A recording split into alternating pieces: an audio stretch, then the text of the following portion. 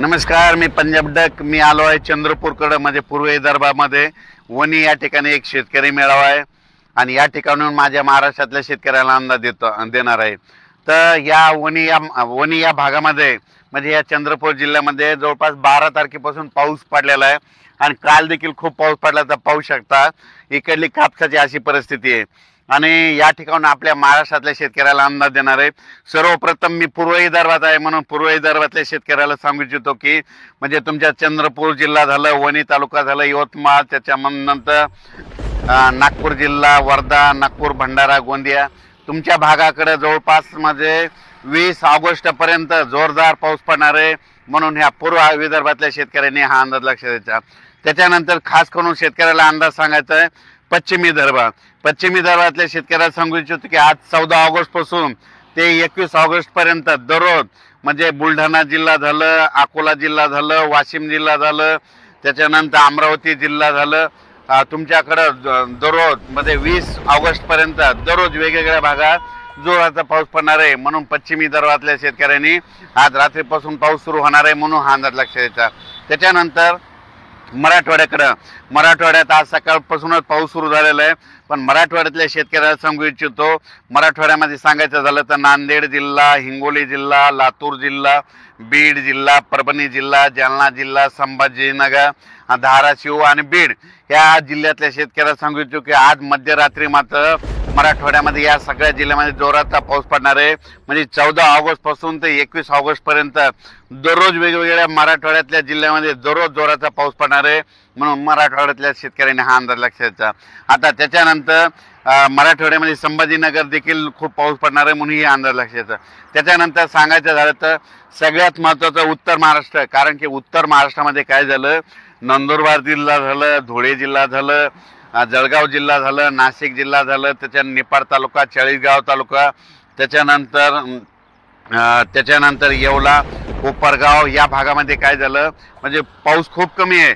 तर नाशिक जिल्हा, त्याच्यानंतर जळगाव जिल्हा, धुळे जिल्हा, नंदुरबार जिल्हा या जिल्ह्यातल्या सर्व तालुक्यातल्या सगळ्या शेतकऱ्यांना सांगू इच्छितो की तुमच्याकडे आज मध्यरात्रीपासून पाऊस सुरू होईल.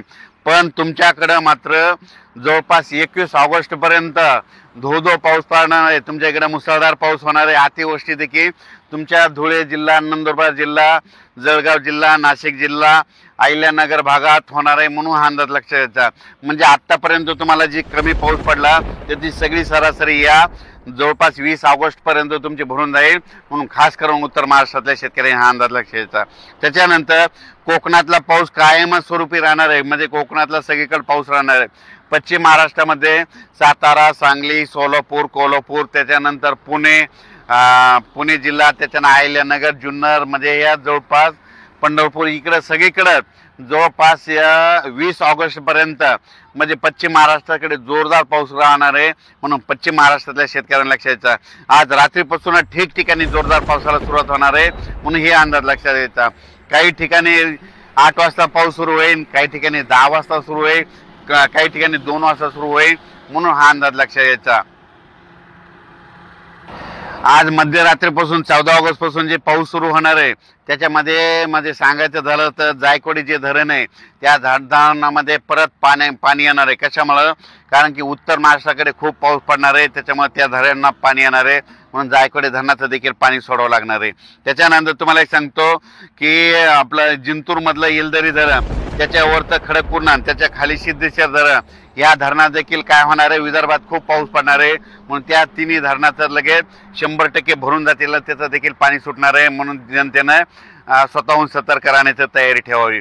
राज्यातल्या सर्व शेतकऱ्याला सांगू इच्छितो की उत्तर महाराष्ट्रामध्ये मात्र काय झालं, धुळे झालं, जळगाव जिल्हा, चाळीसगाव म्हणजे काही भागामध्ये ना पाऊस नुसता पिकांना झोपला असाच पडलाय. आणि काही म्हणजे उत्तर महाराष्ट्राकडे तुम्ही बघा पाऊस असा पडला फक्त पिकापुरता पडला. आणि हे नागपूर जिल्ह्यामध्ये बघा इकडं पिकं पाऊस जास्त झाल्यामुळे चाललेत म्हणजे अशी परिस्थिती बघा. आणि इकडे 12 तारखेपासूनच पाऊस सुरू झालेला आहे आणि 12 जूनच्या ह्या कापसाच्या लागवडी आहेत. आपला त्यांचा किती फरक पडला बघा. इकडे जास्त पाऊस असल्यामुळे यांचे सगळे कापसं दबलेत म्हणून हे तुम्हाला एक सांगू इच्छितो. पण राज्यात सर्व शेतकऱ्याला सांगू इच्छितो की राज्यामध्ये आज रात्रीपासून 14 तारखेपासून रात्रीपासून ते जवळपास 20 तारखेपर्यंत 20 ऑगस्टपर्यंत राज्यात पाऊस राहणार आहे आणि त्याच्यानंतर 22 तारखेपासून राज्यातल्या पावसाचा जोर 22 ऑगस्टपासून